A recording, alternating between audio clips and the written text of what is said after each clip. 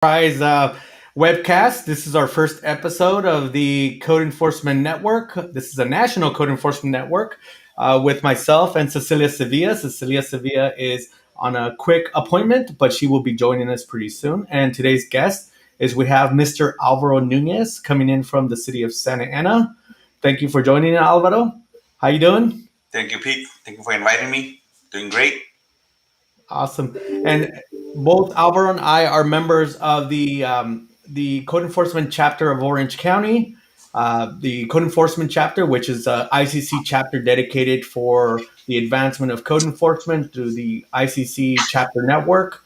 We're very happy. We're streaming this on the CSOC web stream. We're also on Facebook Live, LinkedIn Live, and if some of you guys have a policy for social media. We are also on our website, codeenforcementexperts.com. You're able to watch the stream there. And today, reason we're here is we're going to bring you a little bit of information about some of our peers. Today, we have Alvaro Nunez, who is coming in from one of the 10th largest cities in California. He is coming from the 57th most populous city in America with about 350,000 residents and estimated at close to half a million residents. He oversees the code enforcement division. And just a little bit about the city of Santa Ana.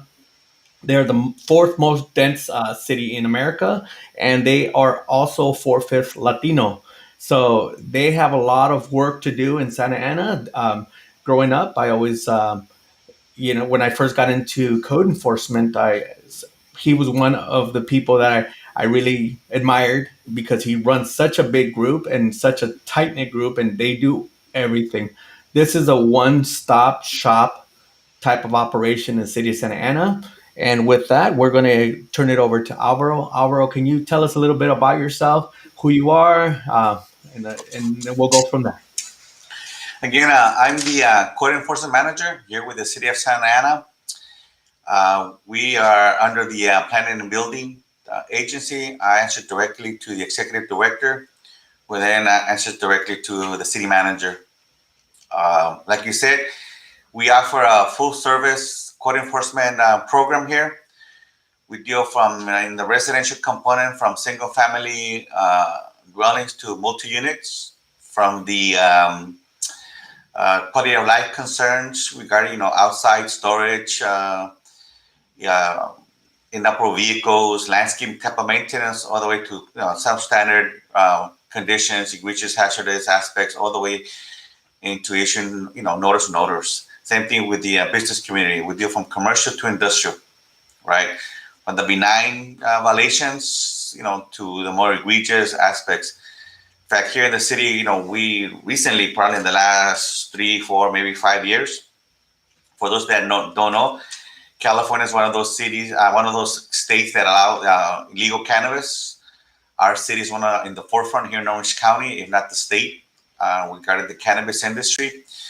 So code enforcement is actually one of the ones that mandated to address some of the illegal, grows and cannabis operations, not just storefronts, but talking about cultivation and those type of items that require a little bit more action and interaction with the police department and our city attorney's office.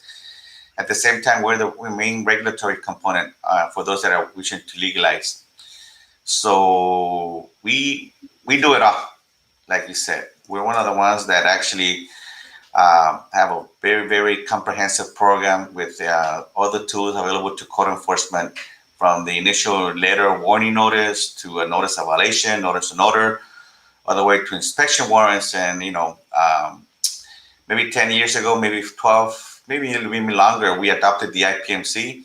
So we're one of the few in Orange County, maybe even including LA, Orange County metro area, to actually disconnect utilities for dangerous conditions under the code official auspices. And again, why? Because we adopted the IPMC, we changed some municipal code that allows that authority. We don't do it all the time, but when we do, it's because we're confident we're doing it for the right reasons. So that's the key for us. Awesome. And then we are having people chat in. It's great to see everybody in the chat. We have Mr. Ulysses and we have Kevin logging in. So one of the reasons that we have this show is because we don't always get to talk to some of the top leaders in our industry, and it's always good to kind of see what their story was, how they ended up in code enforcement, what they're doing, and and kind of give us a guiding tool as to how we ourselves can elevate ourselves. So if one of the things that I personally took when I was in a neighboring city with Mr. Nunez was Mr. Nunez has a hierarchy of code enforcement officers, and what that means is for in my city I had volunteers. Do you guys have a volunteer program, Alvaro? We had at one point, we kind of discontinued for momentary component only because we literally got too busy, right? Yeah. That was the key. And volunteers, we it's more of a training and they assist us, but in the end, they become de facto staff in many ways. So you still have to provide them with guidance, and you have to ensure that they're doing things in an appropriate manner. But just to start, I started as an intern. I was going to UC Irvine here in Orange County, and I got an internship with the city of Santa Ana, thinking that I'm going to be just a temporary aspect and then move on.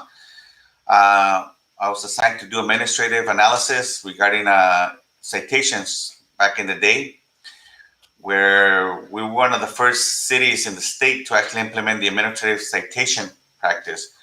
Before, you would do the notice of violations or warning notices, and then up to a criminal complaint or notice to appear. We're one of the first cities that kind of incorporated that here in Orange County, the citation factor and what that means, taking it away from that criminal element involving taking it away from the courts. But that's how I started. And so I was a political science major in government at UC Irvine. When I started working here in the city and I saw this as a niche and I liked it, I went back to college and got the building code, introduction to the building code, wooden steel construction, fire and life safety, all those things that make a person a good building inspector. So many cities, many jurisdictions do very little. We have a clear distinction between code enforcement activities or duties and building construction. In Santa Ana, we merge a little bit of that. We still have a building safety. They're the ones who do our quality control inspections, if you will, our follow-up inspections. But when it comes to addressing substandard conditions or work done without permits, our folks are expected to be able to identify and understand what they're doing. So for example, we send our folks to the traditional code enforcement, public right-of-way type of instruction. They're required to have the powers of arrest with the Sheriff's Academy, and at the same time, they're required to have a level of training that gives them the understanding of what code enforcement is, the do's and don'ts, if you will. And at the same time, in addition to the police powers, right, and the zoning perspectives, we also introduced a building safety component. So our folks are supposed to be well-rounded, well-versed. One inspector, one code enforcement officer, they handle everything. That's the key. And the fact that for those in code enforcement, they understand that we're the ones that actually know that we document appropriately, right? We take the appropriate photographs. For us, important. It's not uncommon for us to testify. I'm a manager, but and we can talk about that at a later show. But during the recession, at one point, at the highest point, we had like 38, 40 people. When the recession hit in 09, 10, we went down to literally 8 or 9. So some of us had to adapt. And so we still have that player coach mentality. I mean, I'm scheduled to testify in an enforcement action in September. And I testified last October, I think 2020, in another action. And for a manager in a city our size, that's rare. But we still have that perspective. We have that player coach mentality where everybody's involved. That just tells you the way where we work here in Santa Ana.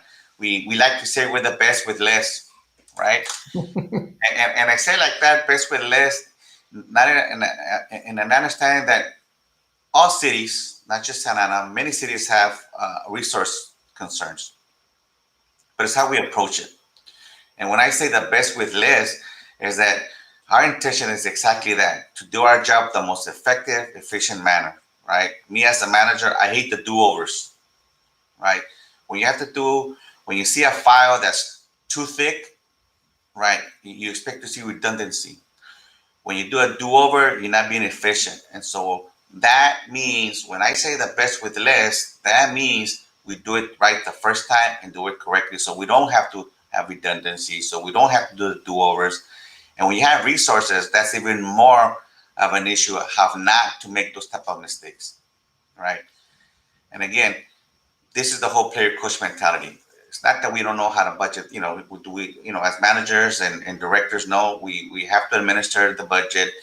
We have to plan for the future. We have to coordinate for resources. Do we get vehicles? Do we get computers? That type of stuff. But it has to be around, associated with the main component, which is providing the service to our residents. And that's the key for us.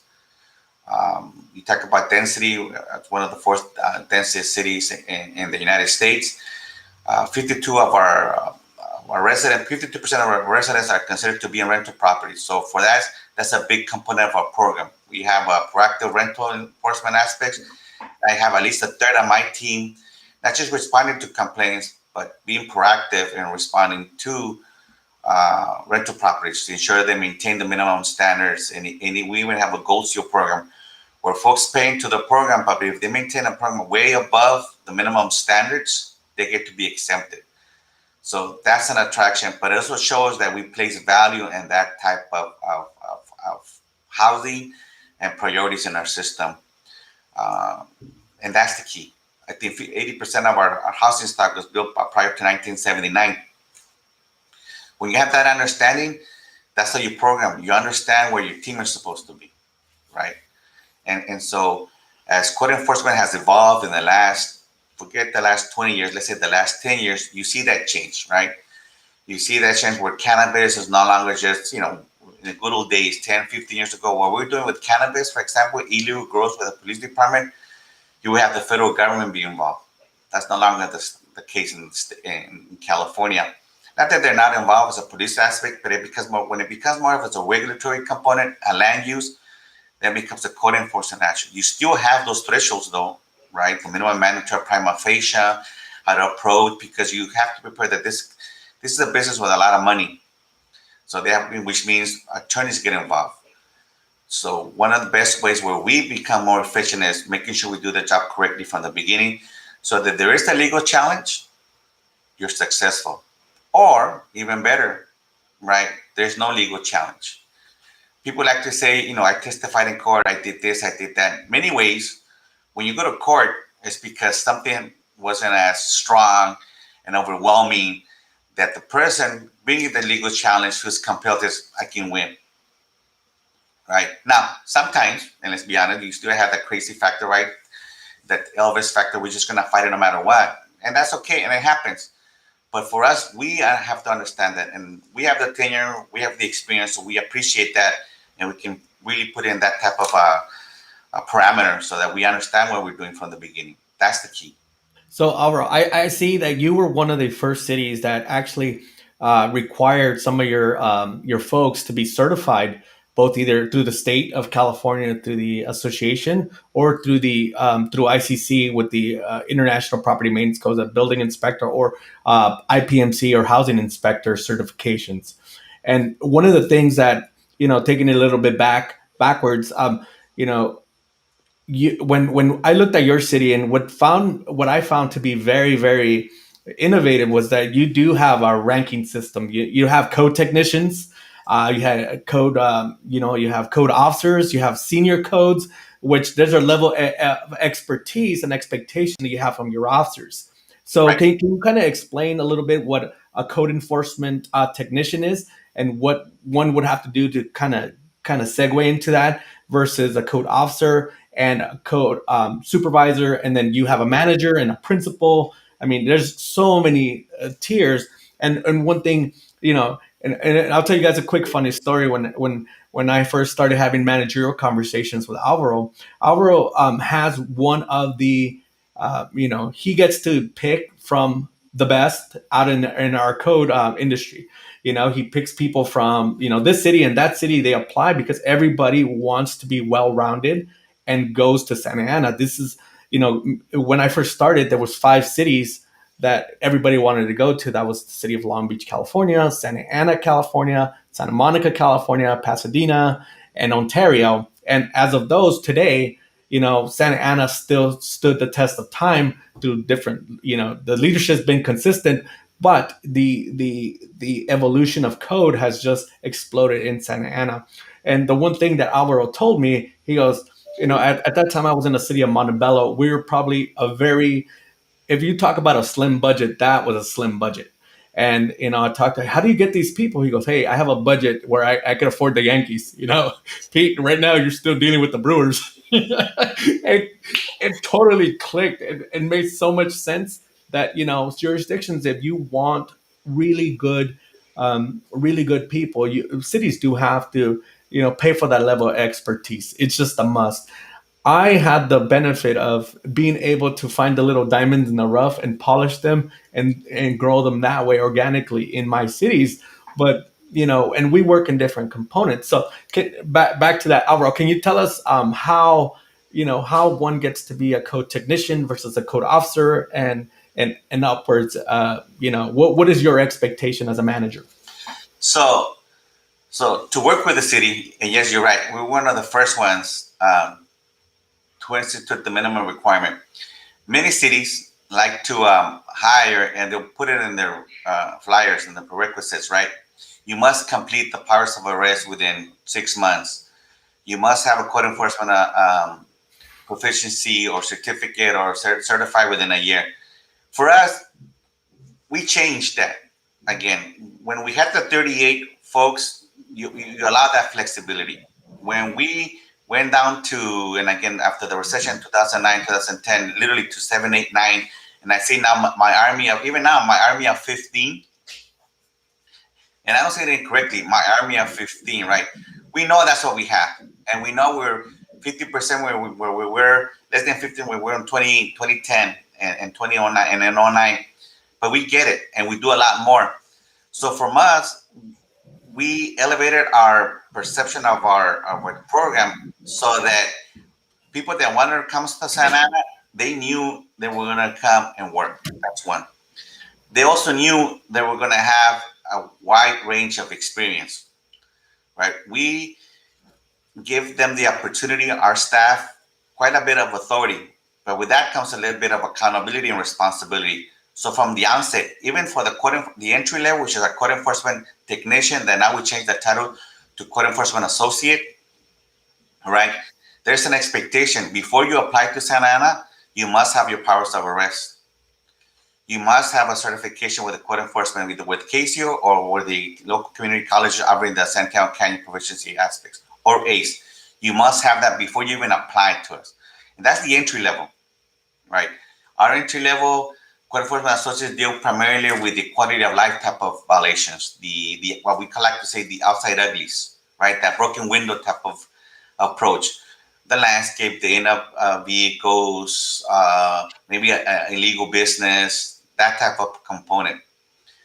Then when you get to the more code enforcement officers, that's the wide range. They do the interior inspections. They address the health and safety sections here in the state of California, and then the structural codes, plumbing, mechanical, electrical, and building as far as the substandard conditions, work done without permits, right? I mentioned how our folks deal with rental properties and commercial and industrial. That's what we address, right? We require folks to have a certificate of occupancy. We make sure they comply with the building safety requirements. That's the key for the code enforcement officer. They do it all. And then we have the code enforcement supervisor, which is, again, if I'm the player coach as a manager and I'm expected to testify and I take hands-on approach, my supervisors are the same thing. They have a team. And part of that team is they have an area of responsibility. And a lot of times it's based both on the need with the community. Like in this case, we have a rental team. We have a team assigned just for commercial properties.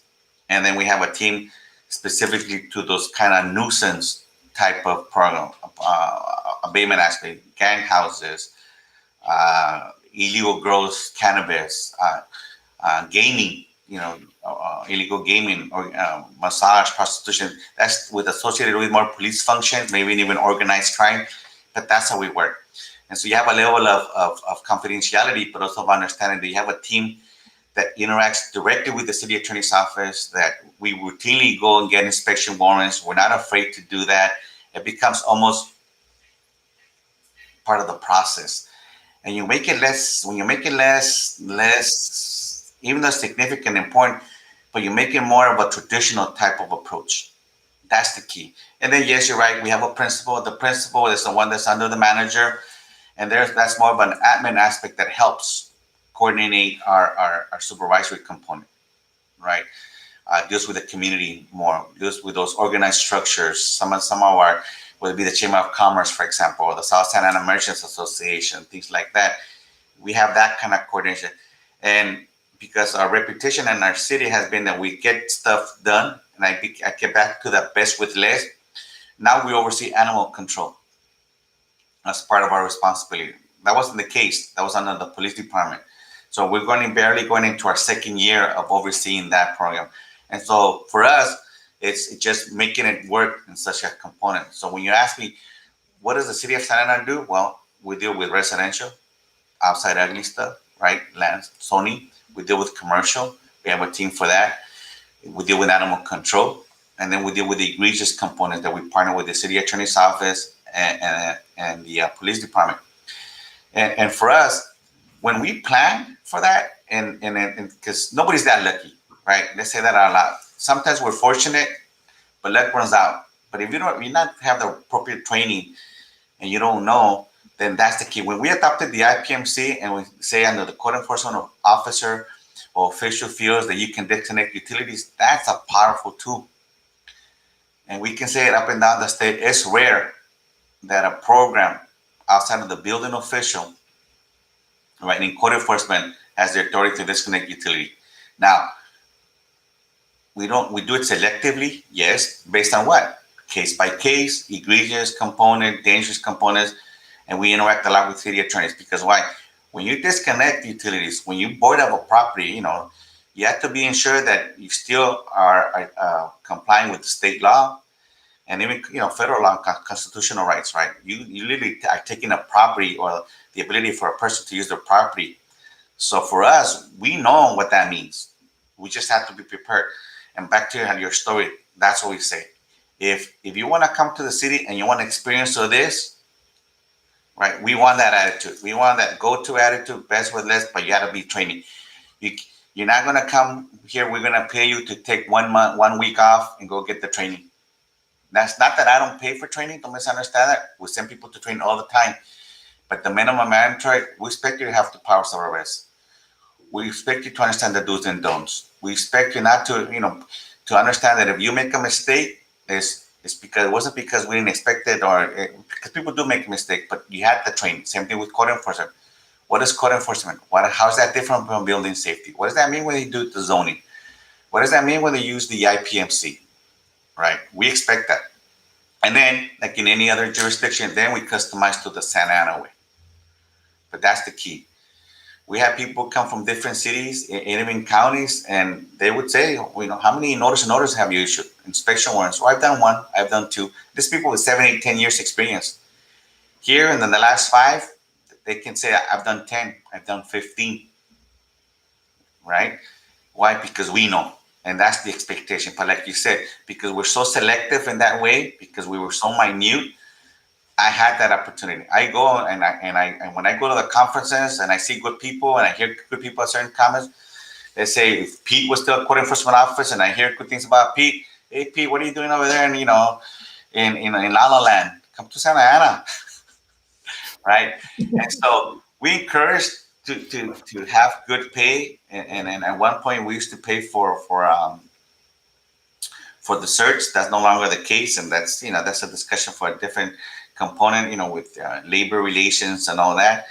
But we have that, and when you offer a program where folks can expand their opportunity and their knowledge, then you're always going to attract good people, and just making sure that they understand what that means. And that goes back to my initial premise, the best with less.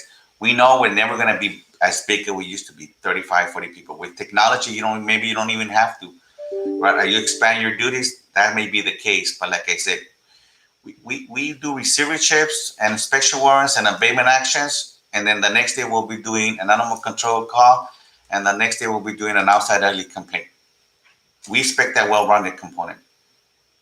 That's the key. Now, Alvaro, one of the things that I see that Santa Ana stays on top of a lot of current event issues. I'll give you three right off the top of my head.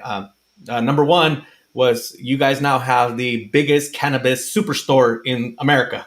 You have the Mall of America for cannabis in Santa Ana. Number one. Number two, after the ghost ship fires, you guys took a very proactive approach as far as these uninhabitable vacant structures that had squatters, and they were doing all sorts of crazy stuff. I saw you guys all over the news taking a very proactive approach. And a lot of cities shy away from things like that. And most recently, some of the railways you guys cleared. You have got a great homeless abatement process, and you guys just opened up a homeless shelter, a huge homeless shelter in Orange County, which allows the city of Santa Ana to enforce some of these anti-camping regulations.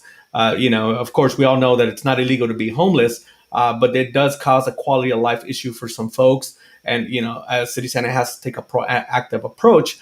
And it's from your staff. Is your staff ever afraid to tackle on some of these issues, or what's your philosophy on supporting your staff on taking these kind of high visibility type of concerns? That's a good question. I think we're very fortunate in the way we approach our perspective, a code enforcement type of perspective here in the city. One of the reasons why we were tasked, for example, because the city did invest quite a bit of establish its own team, the quality of life team, where we partner with the police department, public works, parks and recreation, even the county to offer mental health services, and then of course code enforcement. So the city built a team where you allow for each agency and their strengths provide the services that they do best, right? So code enforcement is one of the perspectives, may say, one of the five spokes in the wheel, perhaps. But then for us, what is it that we do to help fix that issue or that problem? And so when you ask the question, do we support staff? The answer is yes. We're fortunate to be considered one of those divisions that get it done. And if you acknowledge that type of experience, 9 out of 10 times will generate what? More, right? When in doubt, give it to code. I like that. That means in a way, in a very roundabout way, it says, hey, we recognize that this division, this agency knows what they're doing. Let's give it to them, see if they can offer solutions. When we talk about the ghost ship, nobody wants to open up the newspaper and find out that lack of enforcement, or an area where they had enforcement, there was something happened. Not just millions of dollars in damage to the structure, but even somebody was hurt, seriously hurt, right? You don't want that. So for us, we were mindful of that. We're mindful of making sure that we not only did we do it from 3-4 years ago when we did the first inspection, where we find out the complaints, right? At the same time, we also went ahead and added, okay, we want our vacant properties, whether it be lots or structures, to be registered so we can monitor, right? And then if that's what we have to do, then that's how we do it. It's not easy, in hindsight, like the ghost ship, it's not easy to take enforcement on a structure where you have folks living there and say, you need to leave, and then they become then homeless. So what's going to happen? So you have to be mindful of that. You have to coordinate with your housing component, maybe with the county, but at the same time, you can't compromise safety, right? Nobody's that lucky. In the end, luck will run out. That means you do have to be, for lack of a better word, good at doing your job. So for us, we are proactive. We want to make sure that if folks want to take us to court, and because we were too aggressive, we'd rather have a judge say, you know what, it's not that dangerous. Which, if we do our job correctly, And we said that exiting is compromised, that the structure is compromised, that stairs are compromised, and we do it correctly. And we offer the owner enough time, to correct the violations. We promote that there's a danger condition there. If you have to go to court to do that, then so be it. For me, I'm comfortable saying we did the right thing, right? I want to go home and I want to have a peaceful night of sleep too. And if you care, and if you care about your job and you care what you do, because we have a very significant type of, interesting type of career, right? We impact people's lives. Nobody does that better than local government, right? We touch, right? Somebody, a policymaker makes an ordinance, a regulation, a law. We implement, we touch people, right? So safety matters, right? That type of rush matters. When we do the homeless on the, where we at the, whether it be at the railroads, which is considered private property, or a property owned by Wells Fargo or Bank of America, or a property just also from, John Q. Citizen, the expectation is the same, right? We can provide the services, mental health to the individual needing assistance, but what are the physical components that the property owner can take, right? Install a fence, better lighting, trash enclosure, remove the trash, make it less accessible. There's things that we as government and we as the people can do to make things better. And at the same time, offer services to those folks that require centers, mental health services from a third party provider or your local county health jurisdiction. That's the key, right? So we recognize that you can't be just focused on your perspective when you have to understand the parameter that of the whole entails. And again, I like the fact that people say, and we say it jokingly because sometimes people say, "Oh my God, more work." The reality is, I'll give it to code. I say, "Give it to me. Let me see what we can do." Yeah. So if anybody in the audience has any questions on, on leadership or anything like that, please feel free to put it in the chat. We'd love to answer. It's not often that we get somebody of Mr. Nunez's caliber on our shows, and we love the fact that he's our first guest, and he's offering this wealth of knowledge to our folks. We have Mr. Jose Luis Muritaya saying Alvaro. See, one word. He didn't even say Nunez. He knows what's up. Yeah. So this is one of the key things that we want to do in this program is we want to showcase not only our folks in code enforcement that are industry leaders. We want to make sure that people know that there's more than code enforcement than just the bulky item out on the street. Anytime any legislative body makes some sort of local ordinance, a lot of times it needs to be enforced. And who enforces it? Code enforcement. That's who enforces it. And we go, and I'll give you some examples. Mass regulations. A lot of times, who was it? Who was the enforcing power? Code enforcement. Right. Whether massage parlors, code enforcement. Business license, code enforcement. I mean, I can just go on and on. Illicit discharges, illegal dumping. Right. I mean, we go on and on. Let me see. And then we actually have a question. Let me see. And Oscar Rudisco says very informative. And we have how do you suggest that leaders can do to keep the political climate away from your staff? And let me take a shot at it real quick. One of the things is for me personally, one of the things for me personally is that you have to make sure that you're dealing personally with that component yourself. Your staff should only be dealing with their job. They shouldn't be concerned that, oh, that guy knows the mayor, that person does this. For me, I mean, it should be in the back of their minds, and the supervisor should be aware of that. But at the end of the day, it's the supervisor's role, the manager's role, to be able to facilitate that communication, because it makes your staff very ineffective if you're constantly dealing with uh, with that particular component of having to deal with political staff. And as a manager, we know, there's always options for compliance, and we have to give legislators or that political climate those options, and we have to be really honest, because at the end of the day, we cannot, as a government entity, show favoritism. We have to show a level of fairness and, compliance with our code. So with that, what's your perspective, Mr. Nunez? I agree. So your staff has to be professional. They have to maintain their credibility, and they also have to maintain their focus in doing their job so they can be accountable for that. In government, we as the managers and even your frontline staff has to recognize that there is a level of politics, right? Acknowledging politics doesn't necessarily have to mean being involved in politics, right? Recognizing that the political climate is not a bad thing. It's just understanding that it has its place, and somebody has to deal with it, but it won't be the front line. Their focus is their job, right? Credibility is key. And in the end, that helps everybody up the chain of command, including the policymakers.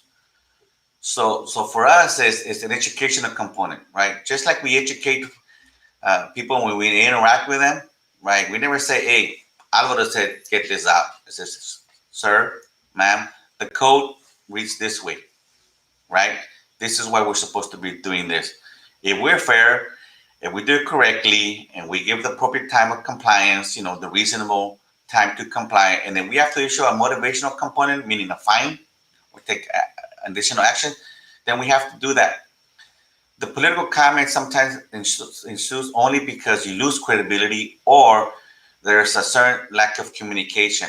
When you're consistent and your program develops that level of credibility and professionalism, the political comment never goes away, but the understanding of involvement does, because you built that, right? They give you that benefit of the doubt. This division is professional. They know what they're doing, right? I think they treated me wrong. I think they did it the right way. I wasn't provided the appropriate time. Can you look into it? I look into it. I respond as the manager. I provide the input to my director. If I have to answer to the policymaker because my director says, Alvaro, please deal with council member so-and-so. Please, on behalf of the city manager, please contact so-and-so. On behalf of the council member, please contact Mr. and Mrs. John Q. Citizen, right? If you build your level of credibility, that becomes a second nature. And for you, it's easy. It's the level of communication that beats nothing. Why? Because you have a reputation of being professional, credible. Why is that? Because back to what I said, we're the best with less, right? We want you to be good. We want you to be the best. We want you to come to Santa Ana, because in Santa Ana, you're going to play at everything but correctly. We don't allow mistakes. People say I'm hard sometimes. You heard me. Sometimes people say, my God, Alvaro's hard. I'm not hard. But if I'm testifying as a manager and I have a code enforcement associate level, a code enforcement officer level, a code enforcement supervisor, a principal, and a manager, and I'm the manager, and I'm testifying in September, what does that tell you? My hand's in the mud too.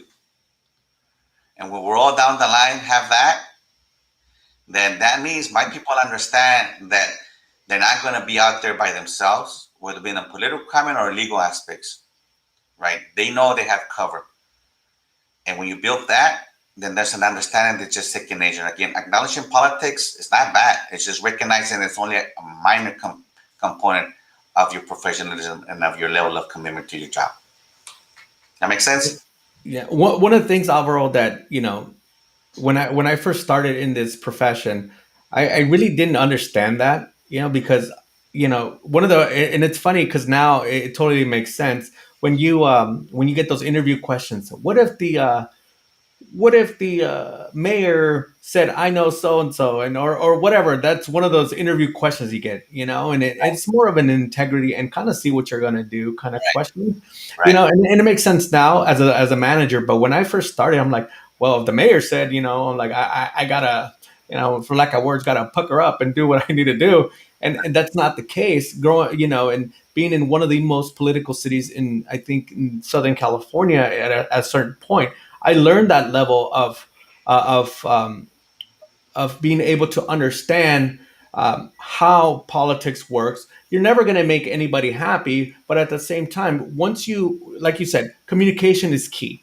Once you explain to decision makers what the code says, how you need to apply it, and give them options, I think they're more willing to accept, bad news in a way, and it's always in the delivery. I personally, and I'll tell you, I'm not here to brag, but I personally written up council members, and but I gave them options for compliance, and that's something. And every when I say that story, people are like, "Oh, you didn't get fired?" I'm like, "No, because I gave options for compliance." And with anything, in any case, if we give options to compliance, there's always a easy path to compliance. There's always an easy path. It's whether somebody chooses to exercise it or not. When when I was a code enforcement officer, one of my best acknowledgments of my work, we had a business group in a segment of our cities, and these were business individuals that had run their own businesses, captains of their industry, and we're involved in the local politics, whether it be at policymakers, county, Congress. It wasn't uncommon for them to hold fundraisers, right, for congressmen or for the state assembly or state senators, right? And at one point, I think I had like 4 out of the 5 board of directors with open notice of violations, right? But that year, when they had their dinner, where they acknowledged their merchants and their local business civic leadership, I got invited, and I was, oh my God, I'm gonna get burned. They're gonna roast me at this meeting, right? I'm with some of the policymakers and some of the higher executive directors. They give me an award. You know, it's one of the awards that I still keep. You know how you get awards throughout your career, and some you keep, some you kind of say, let's put those in the garage. That one I keep because, like I said, I had like 3 or 4 of the board of directors with open notice of violations.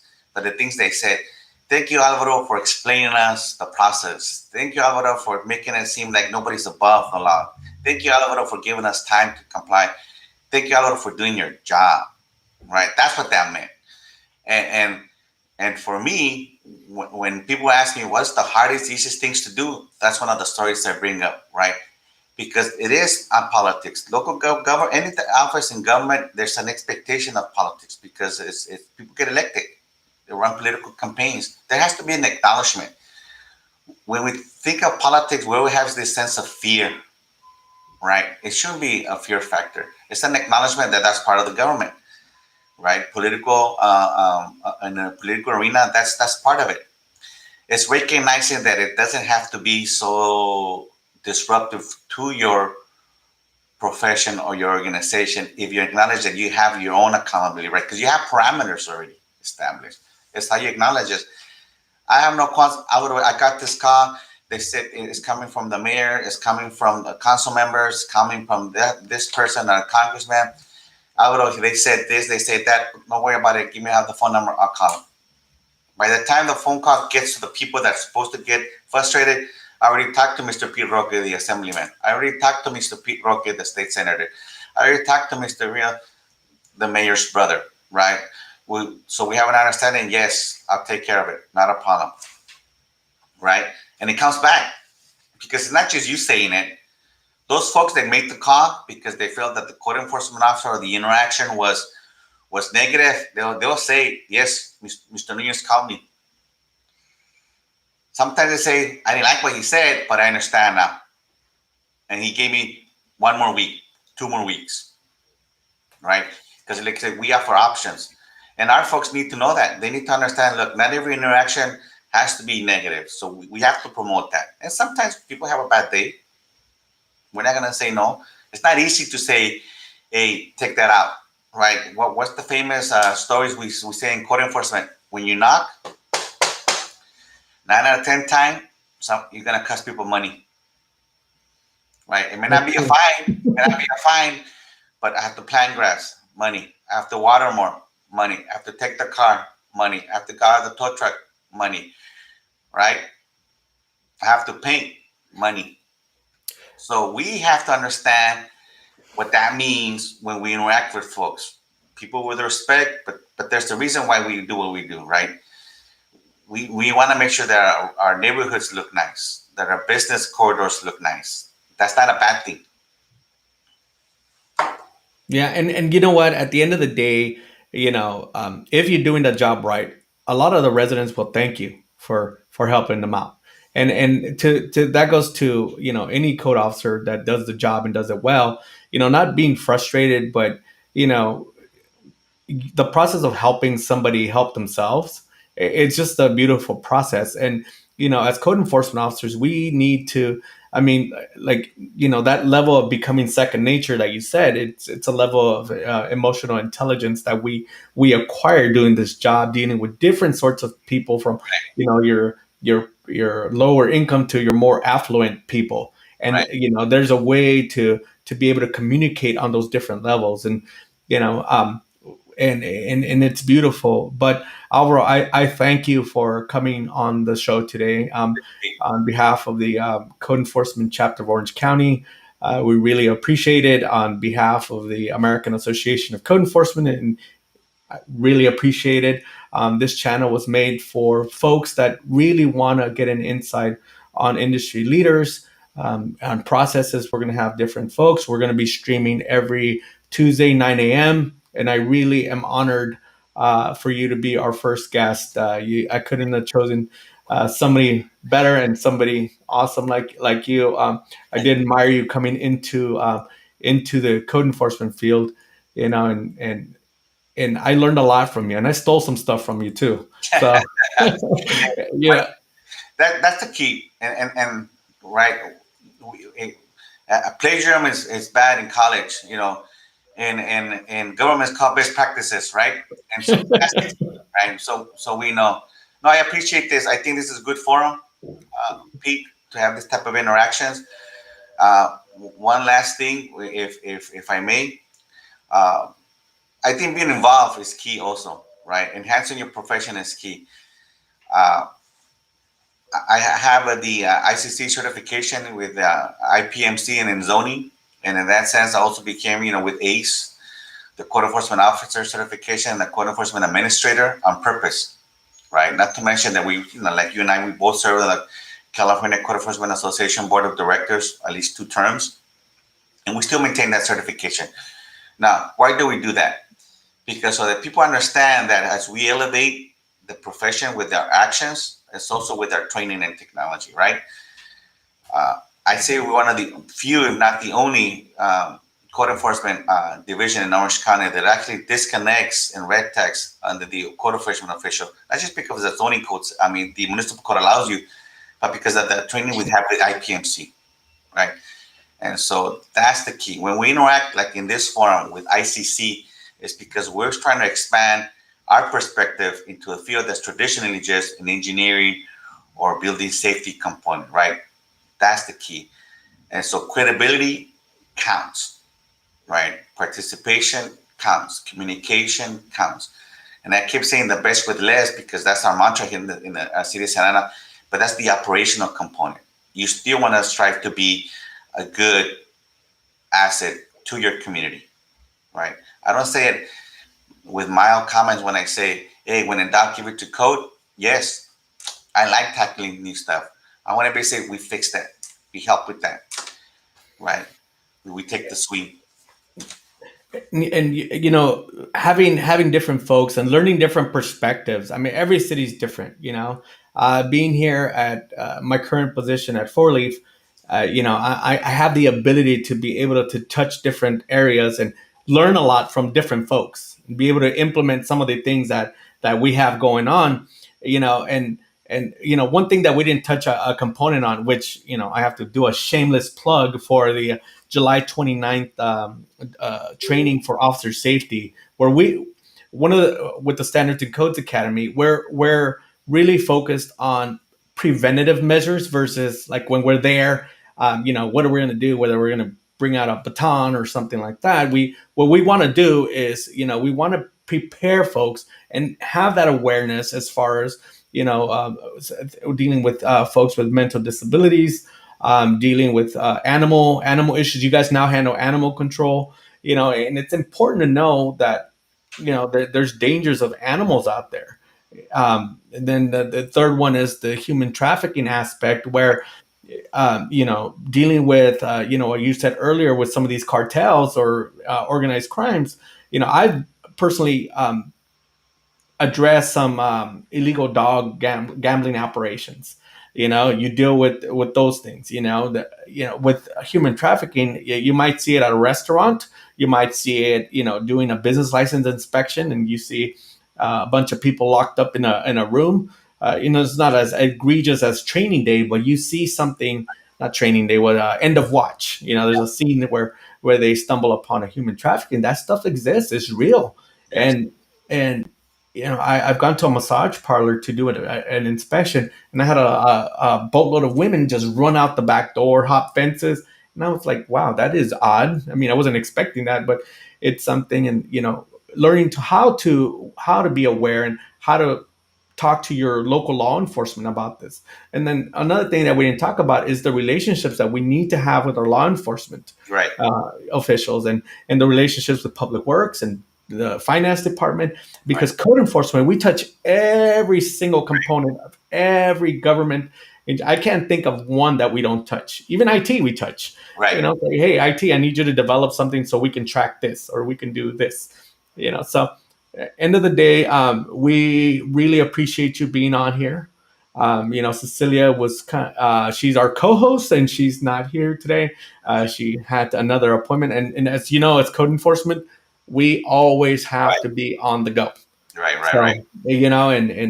and I always, that's my biggest fear, is like having somebody cancel, and that's Right, okay. It happens. Life happens, and what do? We pivot. Right? We learn how to. We learn. In code enforcement, we come up with solutions. Yes. And if I had to talk by myself, that's what I had to do. Yes. So It's true. yeah, let me see. Hey, look, A+. So you got a guy who said A+. You got A+, sir. Right. Not a B-. You got an A+. But- But thank you, Alvaro, for joining me, and I really appreciate your time. I know it's valuable, and I wish Santa Ana the best of luck. And you guys, luck runs out, you said, but just keep being consistent at being great. Yes. Thank you, Alvaro. All right, Thank you, Pete. Thank you, guys. everybody. Thank you for joining us. Everybody. Bye.